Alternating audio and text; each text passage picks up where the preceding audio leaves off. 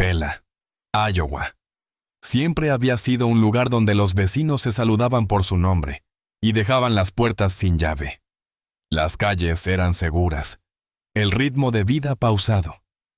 Y los mayores recordaban con orgullo que en aquel pueblo nunca pasaba nada fuera de lo común. Sin embargo, en noviembre de 2018, algo cambió. La noche del 16 de noviembre, Melanie Anderson estaba en casa, preparando la mesa para la reunión semanal de su club de lectura.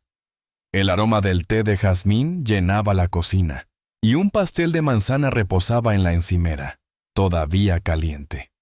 Afuera, el aire era frío, pero dentro de su hogar reinaba la calidez. Se sentía tranquila, esperando a sus amigas, sin imaginar que aquella noche no llegaría a compartir una sola palabra con ellas. A las 7:30 p.m, las primeras invitadas llegaron. Tocaron el timbre y esperaron. No hubo respuesta. Una de ellas sacó su teléfono y llamó a Melanie, pero la llamada fue directamente al buzón de voz. Extrañadas, rodearon la casa. La luz seguía encendida en la sala. Su coche estaba estacionado en la entrada, y por la ventana vieron la mesa dispuesta, como si ella hubiera salido un momento y estuviera a punto de volver. Pero el tiempo pasó, y nada cambió. A las 8:00 p.m., la inquietud se transformó en preocupación. Una de las mujeres, Susan Parker, decidió llamar a Anna Gibson, la hija de Melanie.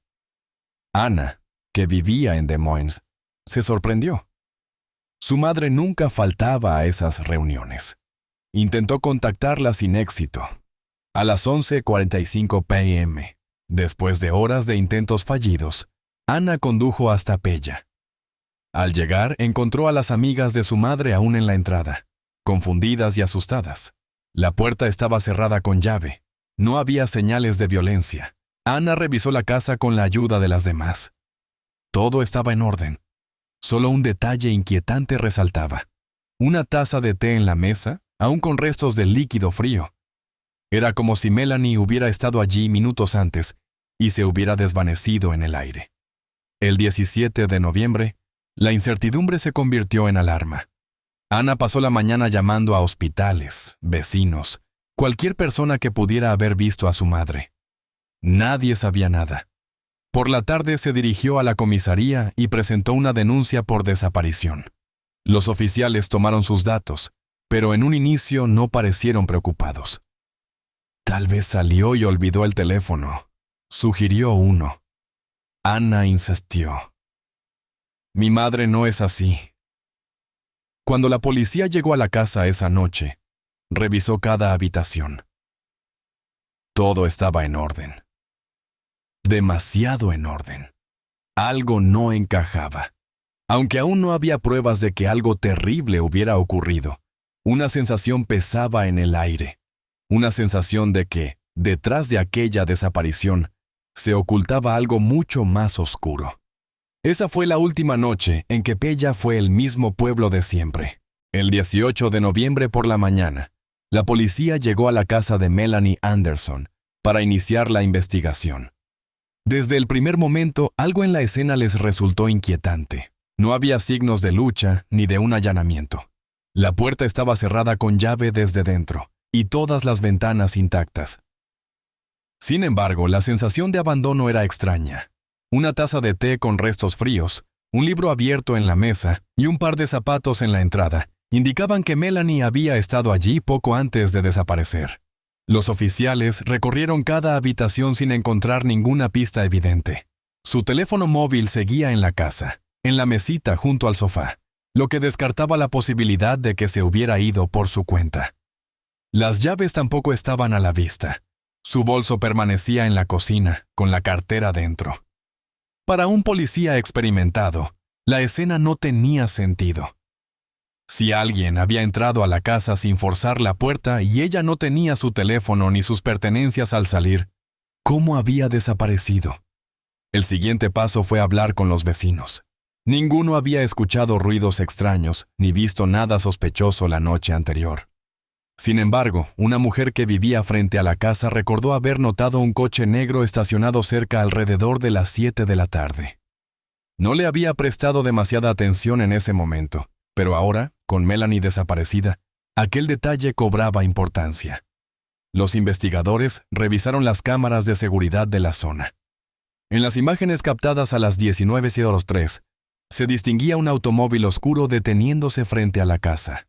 Minutos después, una figura masculina descendió del vehículo y se acercó a la puerta.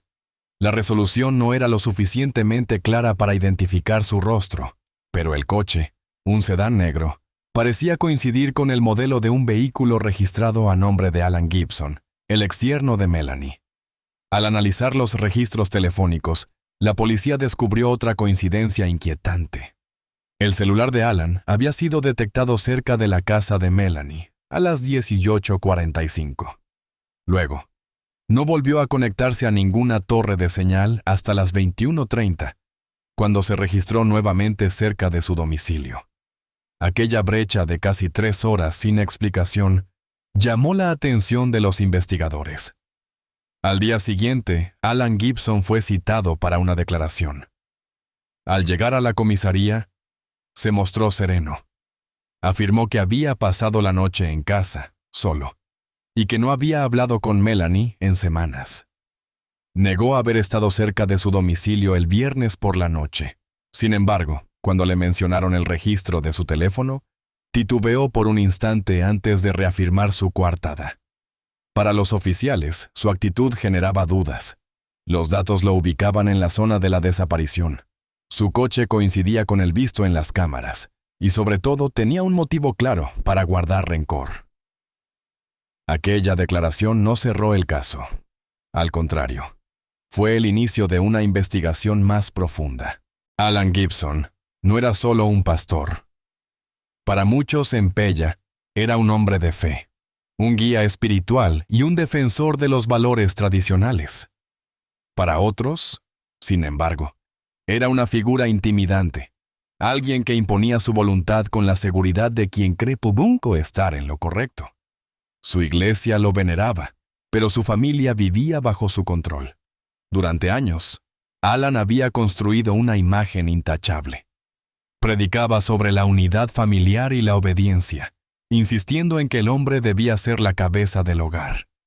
Sin embargo, dentro de su casa, su esposa e hijos conocían otra faceta. Era un hombre severo, inflexible, incapaz de aceptar la disidencia. No toleraba desafíos y consideraba cualquier cuestionamiento como una traición. Para su esposa, vivir con él significaba ceder siempre. Para su hija, Ana, significaba aprender a callar. Pero Ana se cansó de callar. A los 30 años, con 2 hijos pequeños y un matrimonio roto, decidió divorciarse. No fue una decisión impulsiva, sino el resultado de años de desgaste.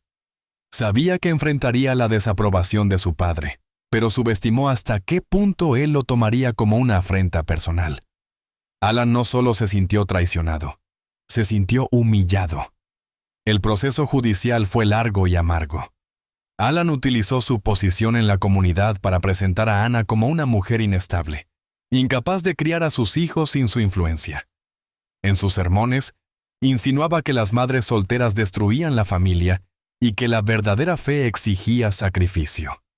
Pero en los tribunales, su discurso no fue suficiente. La jueza encargada del caso otorgó la custodia principal a Ana, permitiendo a Alan solo visitas supervisadas. La decisión lo devastó. Para él, perder a sus hijos no era solo una derrota personal, era una negación de su autoridad. Y cuando descubrió que su ex-suegra, Melanie Anderson, había apoyado a Ana en el proceso, su frustración se convirtió en ira. La relación entre Alan y Melanie nunca había sido cercana.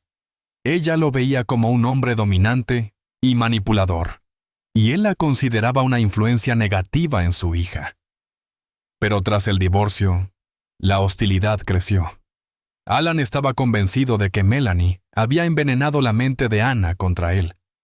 El punto de quiebre llegó cuando comenzaron a circular rumores sobre una posible relación entre Melanie y el juez que llevó el caso.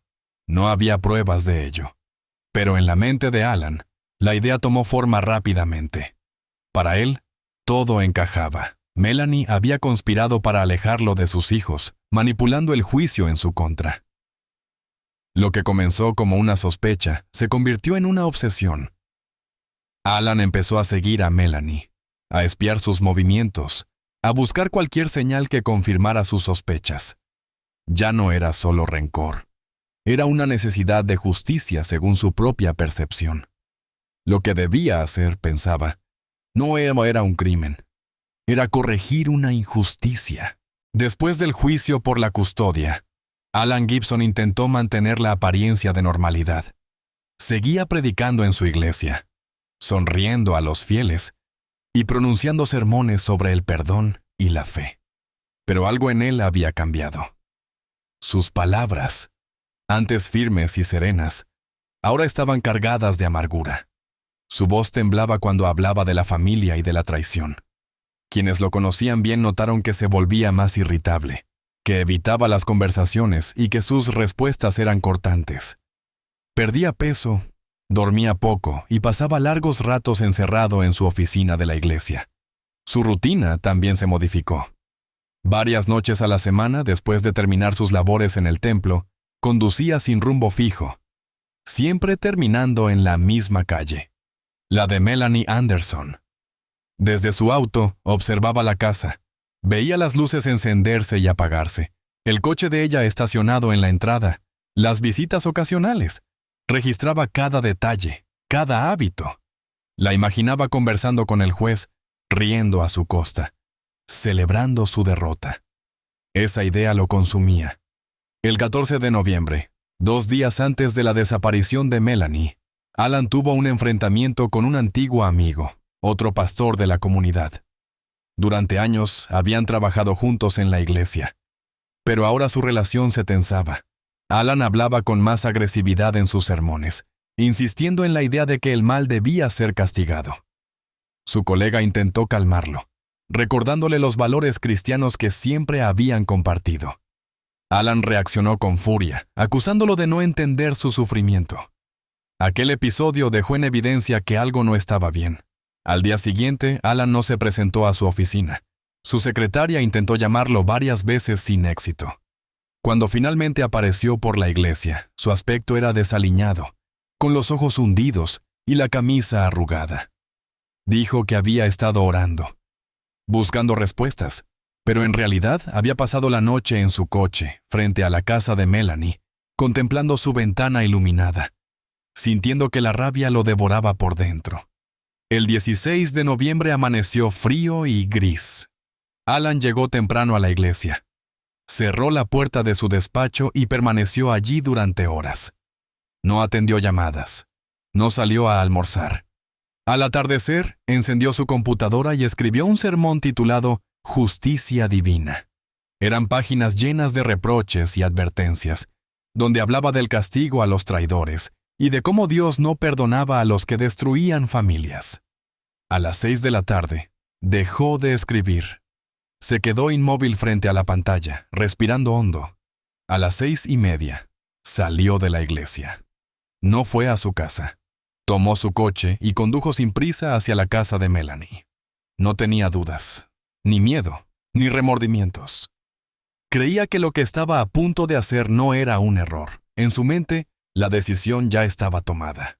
A las 19:03 del 16 de noviembre, Alan Gibson estacionó su coche frente a la casa de Melanie Anderson. Apagó el motor y observó la vivienda. Desde la calle, la luz de la sala iluminaba suavemente las cortinas, proyectando sombras sobre la fachada. Durante unos segundos dudó. No porque sintiera culpa, sino porque sabía que, después de aquella noche, su vida nunca volvería a ser la misma. Respiró hondo y salió del coche. Subió los escalones del porche con pasos controlados. Su mano se cerró en un puño antes de tocar la puerta. Un golpe seco. Esperó. Dentro, escuchó el sonido de pasos acercándose. La puerta se entreabrió y los ojos de Melanie se encontraron con los suyos. Alan la vio tensarse de inmediato. No fue una reacción exagerada, sino un gesto sutil, una breve vacilación, un pestañeo prolongado, un ligero fruncimiento del ceño. Ella no esperaba verlo allí. Él pronunció su nombre con voz calma. Dijo que solo quería hablar. Melanie no respondió de inmediato. Desvió la mirada un segundo, como si evaluara la situación. Finalmente, abrió la puerta un poco más. No porque confiara en él, sino porque la educación y la costumbre la impulsaron a no cerrar la puerta en la cara de un conocido. Alan dio un paso al interior. El ambiente en la sala aún conservaba el aroma del té de jazmín. Sobre la mesa, un libro abierto descansaba junto a una taza de cerámica. El reloj marcaba las 19:05. Melanie cruzó los brazos sobre el pecho y esperó. Alan comenzó a hablar. Su tono era contenido, pero su mirada revelaba una tensión latente. Le dijo que sabía lo que había hecho, que no podía fingir más, que la verdad tarde o temprano salía a la luz. Melanie frunció el ceño con incomodidad. No necesitaba escuchar más para entender que aquello no era una simple conversación. Intentó interrumpirlo, pero Alan no se detuvo. Habló de la traición, de cómo ella había manipulado a su hija, de cómo había usado su influencia para arrebatarle a sus hijos. Su voz se volvió más áspera. Melanie cambió de postura. Ya no parecía solo incómoda, ahora estaba alerta. Sus ojos se dirigieron brevemente hacia la puerta, pero Alan se movió casi imperceptiblemente, cerrando la distancia entre ambos. El aire se volvió denso. Durante un instante, nadie habló. Afuera, el viento sacudía las hojas de los árboles. Dentro, el silencio se extendió como una sombra entre los dos. Melanie inhaló profundamente, como si estuviera a punto de decir algo, pero nunca llegó a pronunciar palabra. A las 19:08, la taza de té sobre la mesa aún conservaba un leve rastro de calor. A las 19:10, la sala quedó en penumbra cuando Alan apagó la luz. La puerta principal se cerró con un leve chasquido. Desde la calle, la casa de Melanie parecía tan tranquila como cualquier otra noche. Pero en su interior, todo había cambiado para siempre. Alan Gibson permaneció inmóvil en la sala de estar durante varios minutos. Su respiración era irregular y su mente aún no terminaba de asimilar lo ocurrido. Todo había sido más rápido de lo que había imaginado.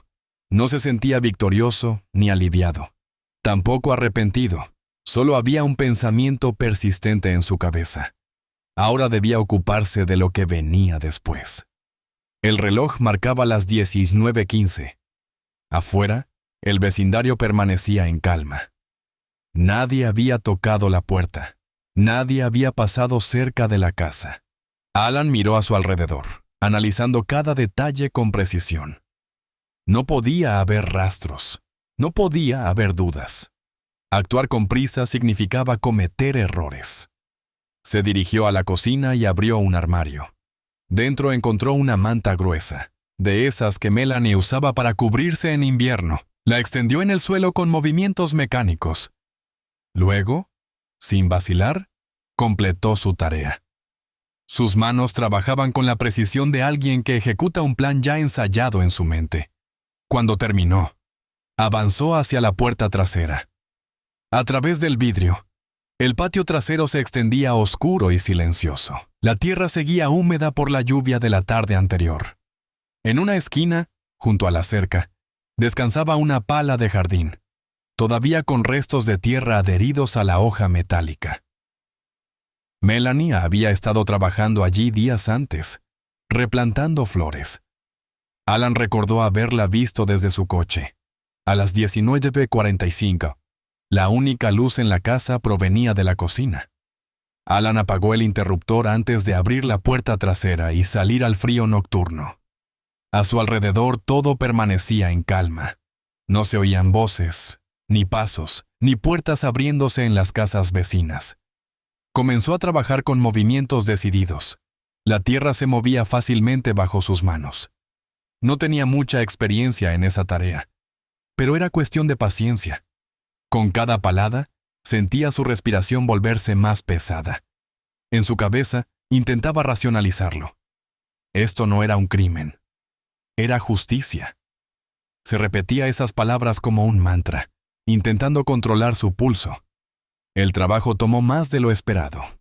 A las 20:30, Alan se detuvo por un momento. El sudor le resbalaba por la frente, a pesar del frío. Respiró hondo, observando lo que había hecho. Era suficiente. A las 21, el jardín volvía a verse como antes. No perfecto, pero lo suficientemente disimulado. Alan se detuvo en la puerta trasera y miró por última vez la casa. No había ruido, no había luces, nada parecía fuera de lugar. A las 21:15 caminó hasta su coche y se sentó al volante. Encendió el motor y se quedó inmóvil durante unos segundos, con la mirada perdida. Luego, sin mirar atrás, condujo de regreso a su casa. A las 21:30 se metió en la ducha. El agua caliente corrió por su piel, arrastrando consigo los restos de tierra. Se frotó las manos con fuerza. No sentía culpa, solo cansancio. La mañana del 18 de noviembre, el caso de la desaparición de Melanie Anderson dejó de ser solo una preocupación familiar y se convirtió en una investigación policial a gran escala. Las llamadas sin respuesta, la ausencia de actividad en sus cuentas bancarias y el hecho de que su teléfono y automóvil permanecieran en casa hicieron que la policía descartara rápidamente la posibilidad de una salida voluntaria. Algo había ocurrido, y cada hora que pasaba aumentaba la certeza de que no se trataba de un simple extravío. A las 10:00 a.m., los agentes regresaron a la vivienda con perros entrenados en la búsqueda de personas. Revisaron cada habitación sin hallar señales de violencia o desorden.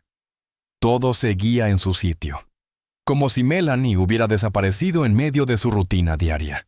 Sin embargo, al llegar al jardín trasero, los perros reaccionaron de inmediato. Sus ladridos y movimientos ansiosos indicaban que habían detectado algo bajo la tierra removida. El hallazgo fue rápido. Apenas unos minutos de excavación bastaron para encontrar la manta de lana.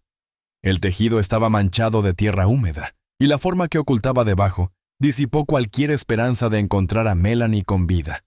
La escena se convirtió en un punto de acceso restringido, y la noticia corrió por el pueblo con la velocidad de un incendio. Pella ya no era un lugar tranquilo. A las 13:00, la investigación cambió de rumbo. Ahora no se buscaba a una mujer desaparecida, sino a un culpable. Y todas las pistas señalaban en una sola dirección. Las cámaras de seguridad del vecindario mostraban la silueta de un hombre aproximándose a la casa la noche del 16 de noviembre. Su coche, un sedán negro, coincidía con la descripción proporcionada por un testigo. Pero lo más revelador fue el registro de la señal telefónica. El dispositivo de Alan Gibson había estado en la zona en la franja horaria en que Melanie fue vista por última vez. A las 16:00, dos oficiales se presentaron en la iglesia donde Alan se encontraba. Su sermón dominical había transcurrido con normalidad, aunque algunos feligreses notaron que parecía más rígido de lo habitual, con la voz tensa y las manos inquietas. Cuando los agentes lo llamaron aparte, su expresión se mantuvo impasible. No preguntó el motivo de la visita. Solo asintió y lo siguió hasta el auto policial. A las 17:30, Alan fue interrogado en la comisaría. Se mantuvo sereno, repitiendo que no tenía relación con la desaparición de su ex-suegra. Aseguró que la última vez que la había visto fue meses atrás. Pero cuando le mencionaron la evidencia recolectada, su postura cambió. Sus respuestas se volvieron más cautelosas. Evitó detalles. Negó con menos firmeza. A las 19:00, la policía ya no tenía dudas. No se trataba de si Alan era culpable, sino de cuánto tiempo tardaría en admitirlo. El arresto de Alan Gibson sacudió a la comunidad de Pella como un terremoto. Durante años, había sido una figura de autoridad moral, un hombre que hablaba sobre el perdón y la justicia divina. Ahora, su nombre aparecía en los titulares de las noticias locales, vinculado a la desaparición y muerte de Melanie Anderson. Para muchos, la idea de que su pastor pudiera estar implicado en un crimen tan grave resultaba inconcebible. Pero para otros, aquellos que lo habían conocido más allá del púlpito, no era del todo una sorpresa. La noticia se esparció con rapidez. Feligreses de su iglesia se congregaron frente a la comisaría, algunos en estado de negación, otros en silencio, tratando de procesar lo que ocurría. Un pequeño grupo incluso intentó defender su inocencia, convencidos de que debía tratarse de un error o una conspiración. Sin embargo, las pruebas en su contra eran demasiado contundentes. A lo largo de los interrogatorios, Alan mantuvo una actitud reservada. No se mostraba agresivo ni desafiante, pero tampoco cooperaba. Cuando los oficiales le presentaron la evidencia, las imágenes de la cámara de seguridad, el registro de su teléfono, los restos de tierra en sus zapatos, él simplemente guardó silencio. No lo negaba, pero tampoco admitía nada. Se limitaba a escuchar, con los ojos fijos en la mesa, como si estuviera en un largo sermón que no terminaba de comprender. El análisis forense arrojó más pruebas. Bajo las uñas de Melanie se encontraron rastros microscópicos de piel que coincidían con el ADN de Alan. Su automóvil tenía partículas de tierra, idénticas a las del jardín donde se halló el cuerpo. En su casa, la policía encontró ropa con manchas que, aunque habían sido lavadas, aún contenían rastros de sangre. Cada nueva prueba reforzaba la imagen de un hombre que había planeado su crimen, creyendo que podría encubrirlo, pero que había dejado más huellas de las que imaginaba. Conforme avanzaba la investigación, comenzaron a surgir testimonios sobre su carácter. Antiguos miembros de su congregación hablaron de su temperamento volátil, de su incapacidad para aceptar la derrota. Se recordaron sermones recientes en los que hablaba con ira sobre la traición, sobre aquellos que destruían familias y cómo Dios tenía formas de hacer justicia. Lo que antes se percibía como un discurso apasionado, ahora se veía como una confesión velada. La prensa siguió cada detalle del caso. Medios nacionales comenzaron a interesarse en la historia del pastor convertido en sospechoso de asesinato. La iglesia donde predicaba cerró temporalmente, y muchos de sus seguidores abandonaron la congregación. Su imagen pública se desmoronó rápidamente, pero Alan seguía sin pronunciar palabras sobre lo ocurrido. Sin embargo, tanto la policía como la comunidad sabían que el silencio no duraría para siempre. Con la cantidad de pruebas acumuladas, era solo cuestión de tiempo antes de que la justicia hablara por él. El juicio de Alan Gibson comenzó el 12 de mayo de 2019 en el Tribunal del Condado de Marion. Desde el primer día, la expectación fue enorme. Periodistas de medios locales y nacionales se instalaron en la pequeña ciudad de Pella, buscando captar cada detalle del proceso. Para los habitantes del pueblo, era la confirmación de que su comunidad ya nunca volvería a ser la misma. La fiscalía presentó un caso sólido. Desde el inicio, establecieron un hilo narrativo claro. Alan Gibson no solo tenía motivos para odiar a Melanie Anderson, sino que había planeado su crimen con antelación. Mostraron imágenes de las cámaras de seguridad, registros telefónicos y pruebas forenses. Explicaron cómo su teléfono estuvo en la zona del crimen y cómo su coche coincidía con el visto aquella noche. Pero lo más contundente fue el testimonio de los forenses, quienes detallaron la evidencia encontrada en la casa de Alan.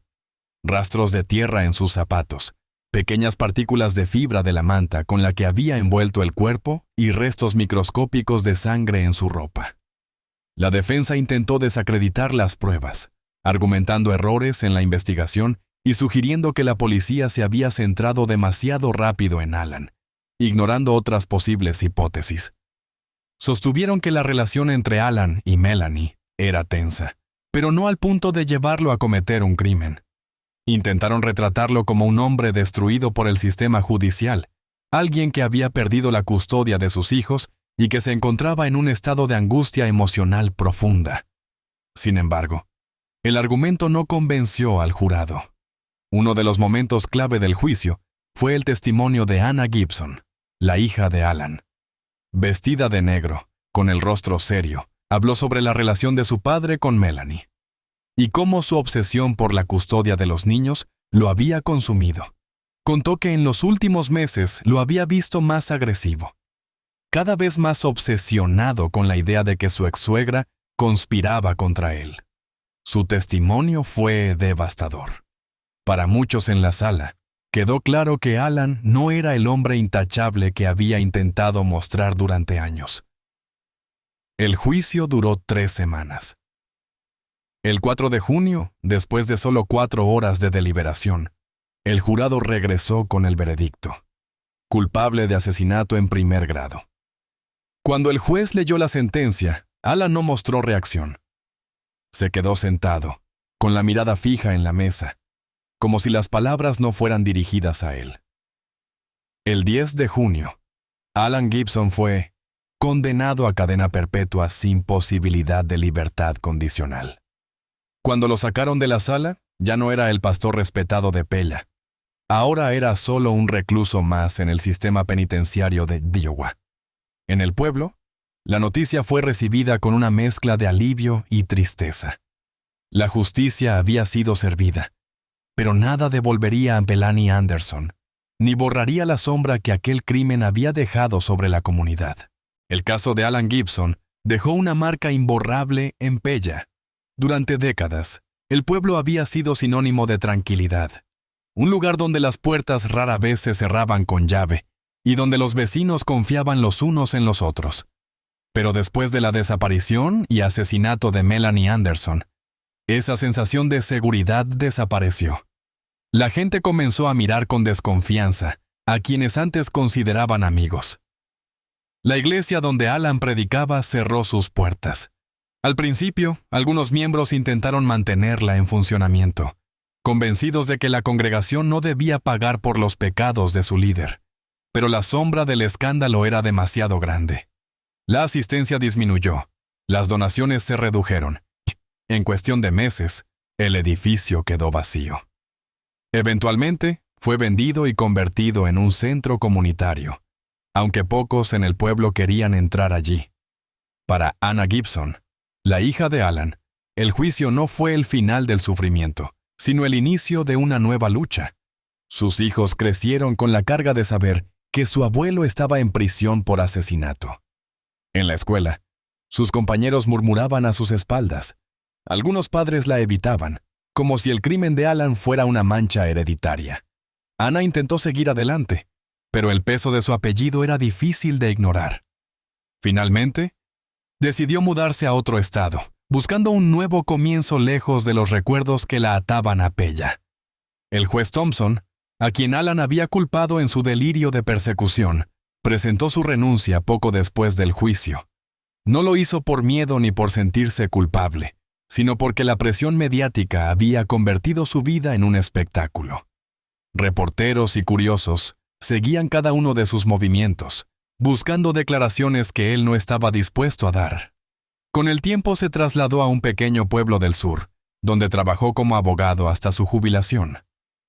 La casa de Melanie Anderson permaneció vacía por meses. Nadie quería comprarla. Se convirtió en un recordatorio constante de lo que había ocurrido.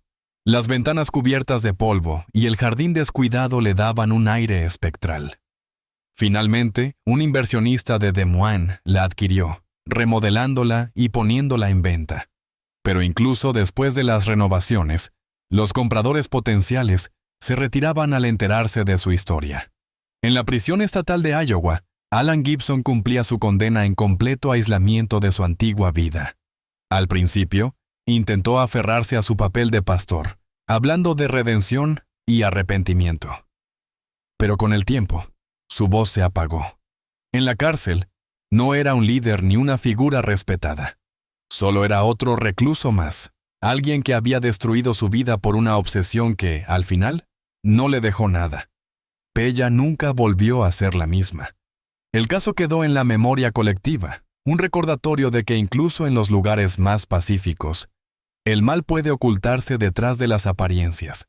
Amigos, antes de finalizar esta historia, es importante decir algunas palabras. Nuestro contenido está dedicado al análisis de eventos criminales, pero de ninguna manera justifica ni glorifica la violencia. Exploramos estos casos para comprender mejor sus causas y consecuencias. Todos los hechos descritos forman parte de una narración ficticia, basada en investigaciones reales y análisis criminales. Mostramos la psicología de los delincuentes y el trabajo de las autoridades para resaltar la importancia de la justicia. Condenamos categóricamente cualquier forma de crimen y violencia. Esta historia no pretende romantizar los delitos, sino demostrar sus repercusiones y advertir sobre los peligros que pueden representar. Nunca intenten imitar lo que ven o escuchan en historias como esta. Cualquier acto delictivo conlleva consecuencias irreversibles. La conciencia sobre estos temas ayuda a construir un mundo más seguro. Gracias por su atención y por su enfoque reflexivo hacia estas historias.